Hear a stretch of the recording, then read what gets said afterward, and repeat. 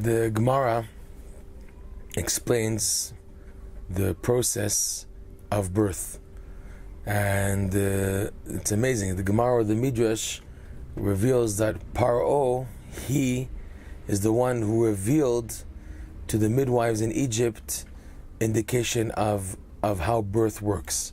The term is Yarchotea Mitztanenot, which explain at birth, a woman who's crouching to give birth, blood is needed to help push the baby out.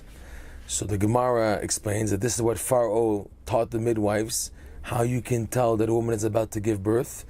If her thighs become cold, then that's an indication that she's about to give birth. Why is that? Is that the blood leaves the legs areas, and rushes upwards and helps push the baby out. So the blood, the damim, they exit the area of the legs to help to push out the baby, and then after the baby is born, after the woman is out of danger technically, the blood rushes back to place.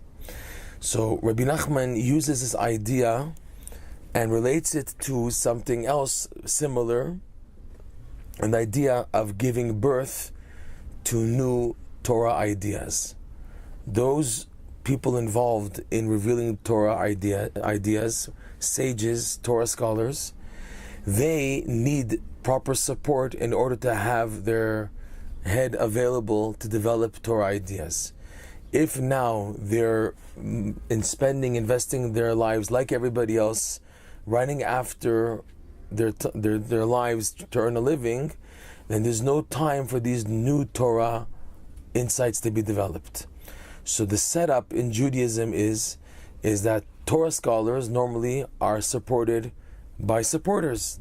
They're in Hebrew called Tamchei Oraita, the supporters of the Torah. These are people who earn a living, work, and because they recognize that they are not capable of developing Torah insights so much, they rather give financial support to help those Torah scholars who can develop Torah ideas by helping them, supporting them. So these Torah scholars are able now, without having the burden of running around to earn a living, have their mind open and have the capability to reveal Torah ideas. So Rabbi Nachman connects the both ideas of giving birth and developing of Torah ideas. In the case of birth, the blood, the damim, left the leg area in order to help push out a child to bring in a new birth, and then afterwards the blood is restored to its proper area, to the legs. The supporters of the Torah are called legs also, because just like you stand on your legs for support, the Tamche Oraita, there are like legs supporting the Torah being revealed and taught in the world by helping support the Torah scholars. So now these supporters of the Torah, they also lose blood technically, because the word for Hebrew in blood, damim, also in Aramaic means money. Damim tarte mashma, the Gemara says. Damim has two meanings. It means blood, but also mean money. And like when you sweat and work hard for your money, it's called blood money. You give your blood for your money, right? So there's a connection between blood and money. These supporters of the Torah, on one hand, they're also becoming cold because they're giving of their money to the Torah scholars to learn.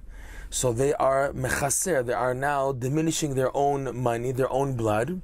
However, because their money goes to support Torah scholars, who because of the financial support have the ability now to develop Torah ideas, and since the key for all blessings in the world is the Torah, when new Torah ideas come and are revealed into the world, it brings along with it also blessings and bracha and abundance, so that these supporters of the Torah also gain from the prophets, the physical prophets, the spiritual and physical prophets, benefited by the new Torah innovations revealed by the Torah scholars, thanks to and due to these supporters of the Torah. So the same idea, they may temporarily have lost their money, become cold, like the idea of a woman giving birth, that the legs become cold, there's no blood there, there's no money, because they've given it to Torah support. However, once Torah is taught and learned and revealed, bringing with it back money, physical sustenance, and all the more so spiritual sustenance, these supporters of the Torah gain much more and gain what they lost, plus with interest added to it. So this is Rabbi Nachman's analogy comparing giving birth to the giving birth of Torah ideas, and in both there is a birth, there's a revelation introduced to the world, and that which was lacking, the blood or the money, is replenished afterwards.